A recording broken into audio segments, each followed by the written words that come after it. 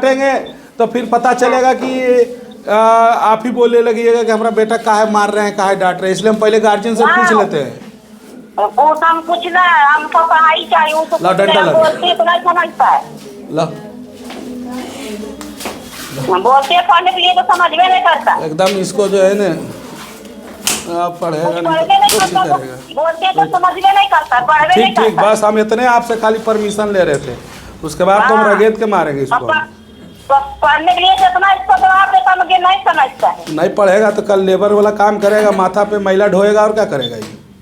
हाँ वही करेगा। हम तो बोलते हैं कि नहीं पढ़ने मत जाओ, काम करो। हाँ तो क्या, छोड़वा दीजिए। हम तो कहते हैं छोड़वा दीजिए, सुधर जाएगा एक हफ्ता में, ठीक है। अगर नहीं सुधार हुआ नहीं, हम आपको बता देंगे। इसका पढ़ाई लिखाई छोड़वा के कुछ नहीं, इसको दिल्ली बम्बई भेज दीजिए कमाई ले। अब ये तब समझ में आएगा इसको पढ़ाई। हाँ वही करेंगे। ठीक है ठीक। ठीक। तू बता रहे नंबर बताओ। 95 72 54 26।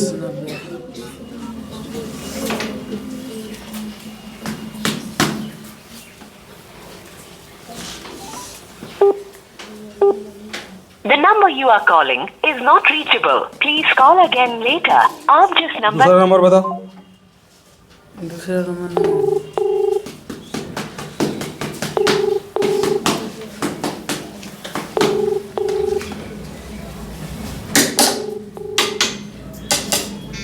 हेलो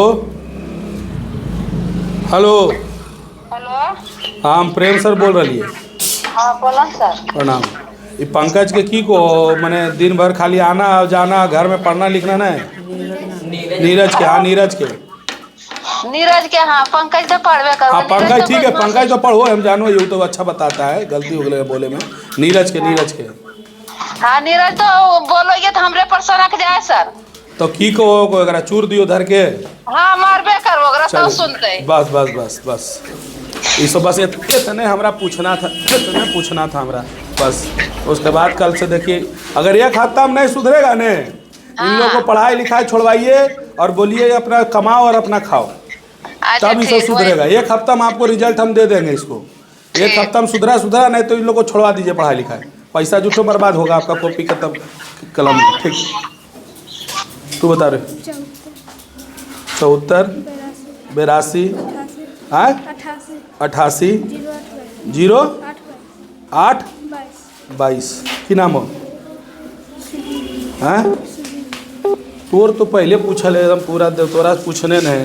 घर में तो सब पढ़ता कहे नहीं रे, आता है खाली जाता है पढ़ो घर में। तू सब स्कूल जाता है रे? नहीं जाता है स्कूल।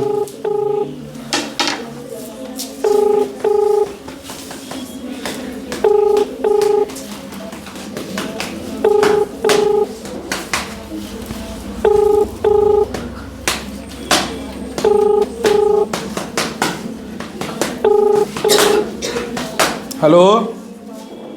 हाँ। सत्यम के मम्मी बोल रहे हैं जी?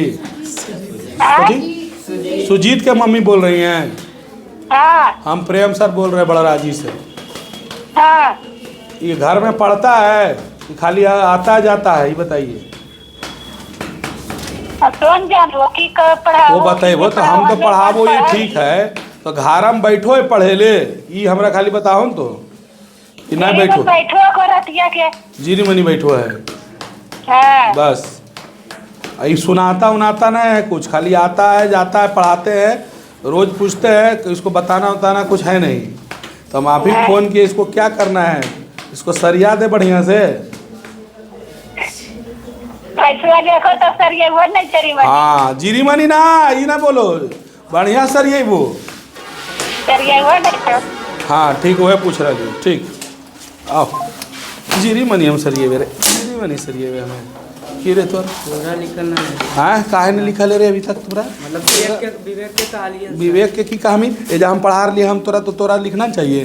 नहीं विवेक हाँ कॉपी वगैरह रखा ले, आधा एक घंटा यहीं बैठो, जिसका छूटा हुआ है 1-2 दिन बैठो, 2 लड़का 3 लड़का बैठ के कॉपी बैठ के लिखो।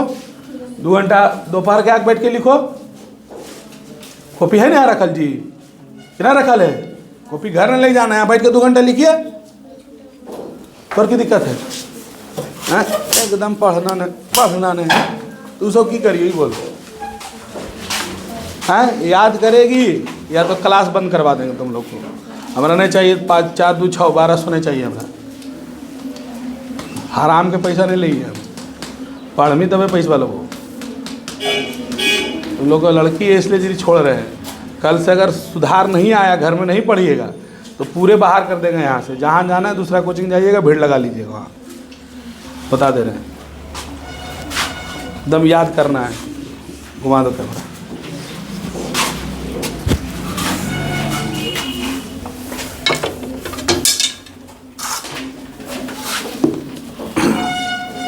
बैठ जाओ। अंतिम बात नहीं था तुम लोग का। तुम लोग को सीधे आउट कर दें। इन लोग तो सरियाएंगे, इन लोग को जरूरी, इन लोग को कमाना है।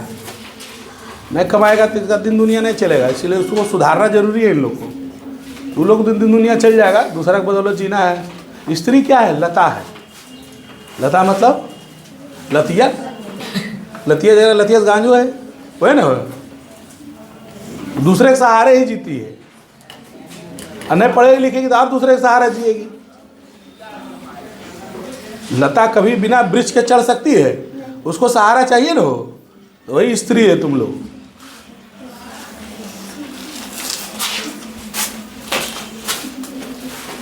लाओ तीसरा चैप्टर समझा देते हैं।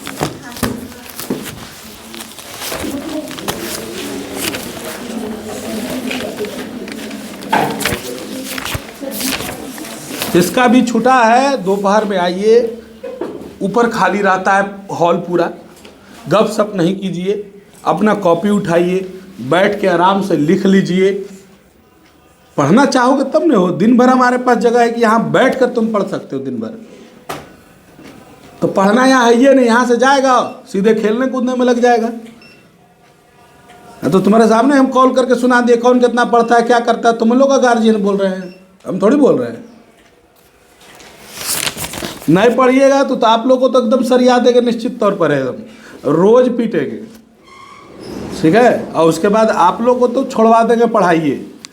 उससे बढ़िया जंगल जाना, मट्टी लाना ढो के, बेचोगे कुछ पैसा मिलेगा। लकड़ी ढो के लाना, करौला बेचना, यही काम करना। नहीं दूसरा जाकर गाय हुए को पाल लेना, गोबर तोबर उठाना, गोबर ठोकनी बनवी।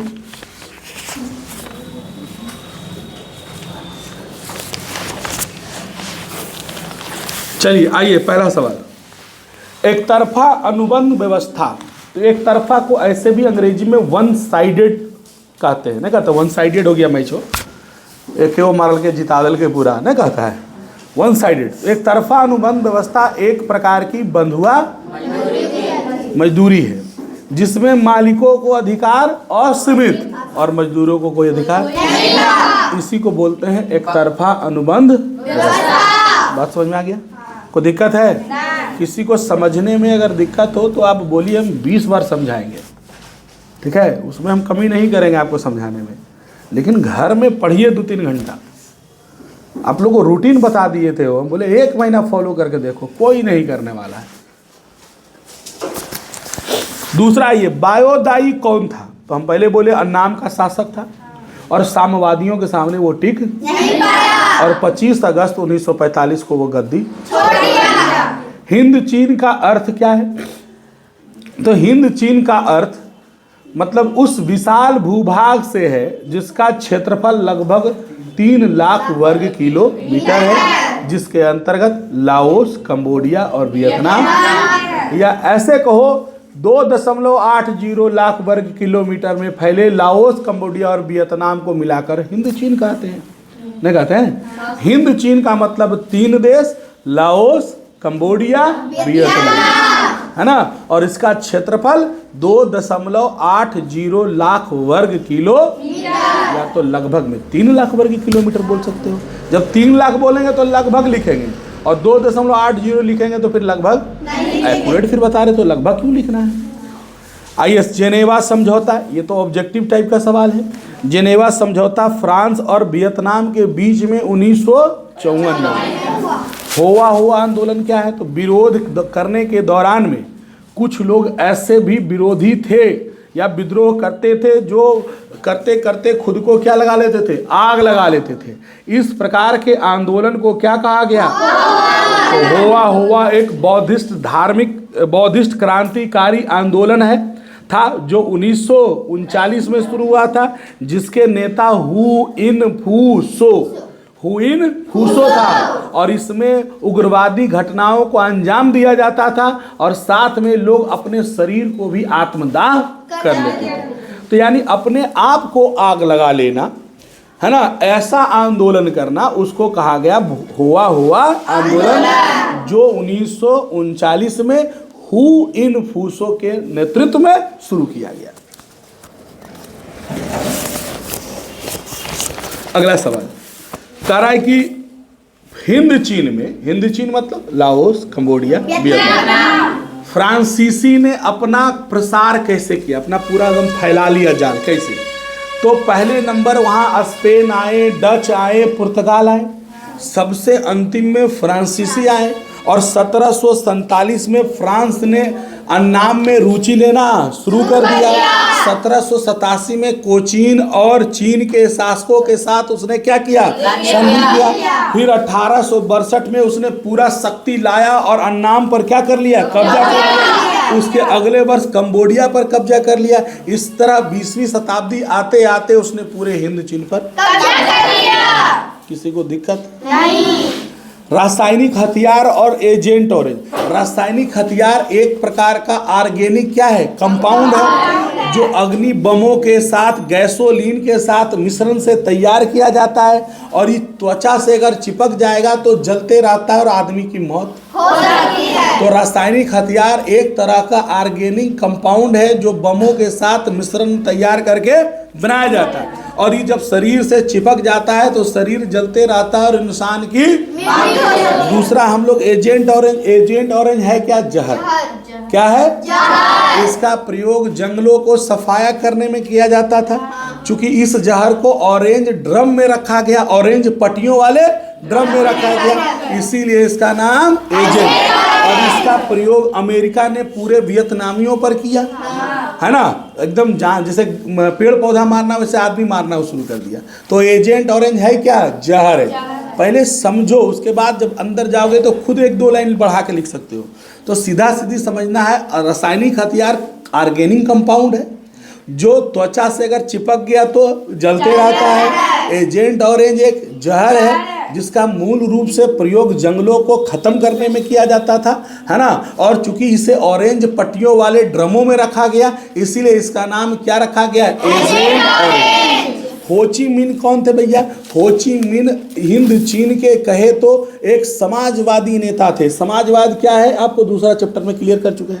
जहाँ सब इक्वालिटी हो, जब सब समानता की बात करे वही है समाजवाद।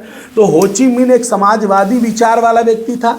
उसने पेरिस गया और साम्यवादियों का क्या बनाया, गुट बनाया। बाद में इसने शिक्षा के लिए कहाँ गए, मास्को गए। वहाँ 1925 में वियतनामी क्रांतिकारी दल का गठन किया। फिर 1930 में बिखरे हुए राष्ट्रवादी गुटों को एकजुट करके वियतनाम कम्युनिस्ट पार्टी की स्थापना की, और यह पार्टी पूर्ण रूप से उग्र विचारों पर चलने वाली थी। उग्र विचारों मतलब क्या, मारपीट धुआंधार करके एकदम कुछ नहीं। उस गांधी जी नियर नहीं, भगत सिंह नियर, आया तो आया नहीं तो मार देंगे, है ना, ऐसे चलता था। तो होची मिन कौन था, नेता। कौन था, नेता। और नेता कहाँ गया, फ्रांस। उसकी राजधानी पेरिस। वहाँ साम्यवादियों का क्या बनाया, गुट। 1925 में वियतनामी क्रांतिकारी दल बनाया। फिर 1930 में जितना वियतनाम में बिखरा हुआ पार्टी था उसको एकजुट किया और वियतनाम कम्युनिस्ट पार्टी बनाया, और एकदम उग्र विचारों पर ही चलता था। होची मिन मार्ग क्या है, तो हनोई से लेकर लाओस, कंबोडिया और दक्षिणी वियतनाम तक एक रास्ता जाता है। उस रास्ते का नाम रख दिया होची मिन मार्ग। और आपको हम बताए हैं कि क्यों मार्गों को, क्यों किसी जगह को बड़े बड़े नेताओं का नाम दिया गया, महान पुरुषों का नाम दिया गया, क्योंकि वो महान पुरुष इसी बहाने लोग उन्हें याद रखे और हमारे बीच वो जिंदा रहे। अगर गांधी जी का नाम हम लोग नहीं लेंगे, गांधी चौक, गांधी मैदान, तो इससे क्या होगा, गांधी जी को लोग भूल जाएंगे। कम से कम इसी बहाने किसी में देखो क्रियोसिटी भी होती है। आप सब देखिए, एक अच्छे बच्चे की पहचान क्या होती है, क्रियोसिटी। क्रियोसिटी का मतलब होता है आपके अंदर जिज्ञासा हो, सवाल पूछने का। कि हम गांधी चौक बोले, किसी के मन में आज तक सवाल आया कि आखिर ये गांधी चौक क्यों रखा गया, गांधी चौक का इंदिरा चौक का केकर नाम पे इंदिरा चौक रखा है, किसके नाम पर जेपी आश्रम रखाया, ये क्यूरियोसिटी होनी चाहिए। आपको 8वां में पढ़ाए हैं, एक बच्चा जो था वो जब देखता है घोंसला को, उस चिड़िया को, उस सूरज को, उस इंद्रधनुष को, तो कहता था कि बताओ आसमान में 7 गो रंग है। बच्चा क्या जाने कि इंद्रधनुष कैसे बनता है, उसको तो लग रहा है कि कोई जाके रंग दिया है ना। ये बादल ऊपर तैर रहा है, ऊपर जाके कौन उसको रख दिया है। ये पेड़ दिन भर खड़ा रहता है, ये चलता बुलता नहीं है। ये पक्षी जो है घोंसला बना दिया है, हम लोग का घर राजमिस्त्री बनाने आता है, इसका घर ही कैसे बनाना सीख लिया। तो आखिर उस बच्चे में कितनी जिज्ञासा थी, वो सवाल पूछता था। ये हवा आके बहती है लेकिन हमको दिखाई नहीं देती है। तो ये ऐसे मन में बच्चों के सवाल होनी चाहिए, इसी को बोलते हैं क्यूरियोसिटी। और जिस बच्चे में जिज्ञासा नहीं है, पहला पढ़ाई में जिज्ञासा होनी चाहिए, आपके अंदर ललक होना चाहिए। आप सवाल पूछेंगे, मेरी बातों को ध्यान से सुनेंगे तो आप ज़्यादा समझेंगे। क्लास में क्या बच्चा आया, अच्छा सर पढ़ा रहे, इन्हें बोलेगा उन्हें बोलेगा, बस कहानी खत्म हो गया उसका। उसको समझना है ही नहीं, वो अपने गप में आया है। ये वो कॉपी उठाता है, चल आया, उसको 9वां पास, ऐसी 8वां पास कर गए, 9वां पास कर गए और 10वां ऐसे ही पास कर जाओगे। 2-3 साल के बाद उसके बाद समझ में आएगा, खास करके लड़कों को, कि अब करे क्या। एक बार अपना बड़ा भाई को देख लो कि कैसे मैट्रिक इंटर और बीए करके बैठल है, नौकरी नहीं लगा है ना, और सोच रहा है क्या करे। बढ़िया पढ़ल लिखल भी है लेकिन नौकरी नहीं लगल है। तो सोच लो कि बढ़िया पढ़ल लिखल वाला नौकरी नहीं लग रहा है तो तुम लोगों को कहाँ से लगेगा, कितना पढ़ना पड़ेगा। 1000 सिलेक्शन के लिए 1 लाख फॉर्म भराता है, 1 लाख फॉर्म भराता है, और सिलेक्शन कितना होगा 1000, और 99,000 फेंका जाना है। तुम्हारा अगर 98 नंबर आवल है ने तो नंबर खराब नहीं है, 98.1 किसी का आ गया ने, उसका सिलेक्शन हो जाएगा। आप जीरी से के लिए क्या हो गए, पीछे हो गए। हम बार बार कह रहे, जहाँ आज का दौर, अब वो दौर नहीं रहा पहले जैसा। आज का दौर जहाँ गार्जियन अपने बच्चे को 2-2 हज़ार रुपया दे के बड़े बड़े और इंग्लिश मीडियम स्कूल में पढ़वा रहे हैं, वो बेवकूफ़ थोड़ी है। आपको 200-400 की पढ़ाई में भी अच्छी पढ़ाई मिल रही है, इसके बावजूद भी आप ध्यान नहीं दे रहे हैं। तो कल के डेट में आप फेंका जाइएगा, कहीं नज़र नहीं आइएगा लेबरगिरी छोड़ करके। और किसी का किस्मत साथ दे दो तो अलग बात है, ये दिमाग में हमेशा रखिए बात को। तो हो ची मिन्ह मार्ग क्या है, एक रास्ता है। कैसा रास्ता है भैया, हनोई से लेकर लाओस, कंबोडिया और वियतनाम तक, दक्षिणी वियतनाम तक जाने वाली एक रास्ते का नाम रखा गया हो ची मिन्ह। हो ची मिन्ह। तीसरा है अमेरिका हिंद चीन में कैसे घुसा। तो अमेरिका जो था वो हिंद चीन में फ्रांस को मदद करने के बहाने घुसा। जब फ्रांस कमज़ोर हो रहा था लड़ाई में तो वहाँ मदद करने पहुँचा और अपना ही प्रसार करना शुरू कर दिया।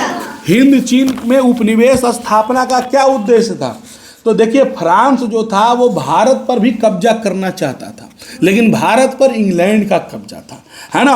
वो चाहता था कि अब हिंद चीन पर को गुलाम बनाए और यहाँ से हम भारत पर भी क्या रखें, नज़र रखें। और मूल रूप से अगर यूँ कहें तो हिंद चीन को गुलाम अगर बनाया गया तो उसका मकसद था ज़्यादा से ज़्यादा लाभ कमाना। हिंद चीन को गुलाम इसलिए बनाया क्योंकि फ्रांस अपने वस्तुओं को मनमाने दाम पर बेचना चाहते थे, खूब ज़्यादा लाभ कमाना चाहते थे। इसके लिए उसने हिंद चीन को क्या बनाया, गुलाम। तो हिंद चीन को उपनिवेश बनाया गया, मतलब गुलाम बनाया गया। उसका एकमात्र मकसद था ज़्यादा से ज़्यादा लाभ कमाना, है ना। माइली गांव की घटना सबसे आसान सवाल है। दक्षिणी वियतनाम, अमेरिका जो है एक गांव को वियतनामी समर्थक मान करके पूरे गांव के पुरुषों और बच्चों को जला दिया। उस गांव की जितनी महिलाएं थी, औरतें थी, उनके साथ दुष्कर्म किया और फिर उन्हें भी जिंदा जला दिया। उन लाशों के ढेर में एक बूढ़ा बच गया। उसने इस घटना का उजागर किया, इससे, है ना, इसीलिए इस घटना का नाम माइली गांव की घटना। और इससे पूरे विश्व में अमेरिका की आलोचना होने लगी, बुराई होने लगी। और फिर अमेरिका ने अपने मन से 5 सूत्री योजना को क्या किया, लागू किया। अब ये 5 सूत्री योजना क्या है, 5 सूत्री योजना में 5 नियम अमेरिका के राष्ट्रपति निक्सन ने बनाया। क्या कि हिंद चीन में अब युद्ध नहीं होगा। अमेरिका भी गया था फ्रांस को साथ देने, तो बोला अब हम लड़ाई उड़ाई नहीं करेंगे, है ना। शर्म लग गया भाई कि हम महिलाओं के साथ इतना गलती किए, अब लड़ाइयों कर रहे हैं, नहीं भाई अब युद्ध नहीं करेंगे, पहला लाइन। दूसरा बोला कि इस युद्ध विराम की देखरेख कोई लड़े ना, इसके लिए विश्व स्तर से आदमी आएगा, टीम आएगा और देखेगा कोई लड़ाई उड़ाई कर तो नहीं रहा है अब, है ना। ऐसा नहीं कि चुपचाप अंदर अंदर फिर लड़ाई हो रहा है, तो इसकी देखरेख अंतर्राष्ट्रीय पर्यवेक्षक करेंगे। युद्ध विराम के दौरान सभी प्रकार की लड़ाइयाँ क्या रहेगी, बंद रहेगी। युद्ध विराम का अंतिम लक्ष्य समूचे हिंद चीन में अब संघर्ष क्या हो जाएगा, खत्म हो जाएगा। और 5 सूत्री योजना को खुद लागू किया अमेरिका ने, और खुद फिर उसको मानने से इनकार कर दिया, और उसके बाद अबरी लागू किया क्या, 8 सूत्री योजना, है ना। लेकिन वियतनामी डटा रहा, है ना, लड़ाई करते रहा। 27 फरवरी 1973 को युद्ध समाप्ति हुई, और युद्ध समाप्ति का हस्ताक्षर हुआ, और इसके बाद पूरी तरह से हिंद चीन क्या हो गया, आज़ाद हो गया। अमेरिका ही बोला ठीक है हम 60 दिन के भीतर अपना पूरा सैनिक अब लेके चले जाएंगे। फ्रांसीसी ने शोषण के साथ साथ कुछ अच्छे भी काम किए। तो हम पहले बोले फ्रांस ने शोषण तो किया, लेकिन साथ में वियतनाम को विश्व का तीसरा बड़ा चावल निर्यातक देश 1931 में बना दिया। उसने नहरों का जाल बिछा दिया, सड़कों का जाल बिछा दिया, और कई व्यवस्थाएं कर दी। इसलिए हम कह सकते हैं कि फ्रांस ने शोषण भी किया और साथ साथ में सकारात्मक कार्य भी किए। हिंद चीन में राष्ट्रवाद का विकास का वर्णन करें। हिंद चीन में कैसे राष्ट्रवाद का विकास हुआ, यानी वहाँ के लोगों के मन में अपने राष्ट्र को आज़ाद कराने की बात कैसे कैसे आई, और कैसे कैसे देश आज़ाद हुआ। तो हम पहले बोले हिंद चीन पर कब्जा किसका था, फ्रांस का था। धीरे धीरे लोग जब बात को समझे तो विरोध करना शुरू कर दिए। विरोध में अपना शुरुआत में कौन आया, फान बोई चाऊ, उसने बनाया संगठन दुई तान होई, और ऐसे करके उसने क्या किया, लड़ना शुरू कर दिया, है ना। इतना ही नहीं, विश्व युद्ध में हिंद चीन के लोगों को आगे वाली पंक्ति में रखा जाता था। इससे हिंद चीन के सेना भी क्या हो गए, लोग भी क्या हो गए, नाराज हो गए, और पूरा फ्रांस के खिलाफ क्रांति कर दिया। 1917 में हो ची मिन्ह ने गुट बनाया, फिर 1925 में क्या बनाया, वियतनामी क्रांतिकारी दल बना। 1930 में बिखरे हुए राष्ट्रवादी गुटों को फिर मिलाया गया, और इस तरह से हिंद चीन में लड़ाइयाँ चलती रही, और अंततः 27 फरवरी 1973 को हिंद चीन क्या हो गया, आज़ाद हो गया। अब बताइए क्या दिक्कत है, कोई सवाल तो बोलिए। लघु तरीय चलो अभी नहीं याद होगा, दीर्घोत्तरीय, लेकिन लघुतरीय अति लघुतरीय तो याद होना चाहिए। अब इतना भी आप याद नहीं कर रहे हैं तो फिर आप समझिए कुछ मेहनत नहीं कर रहे हैं, समझे।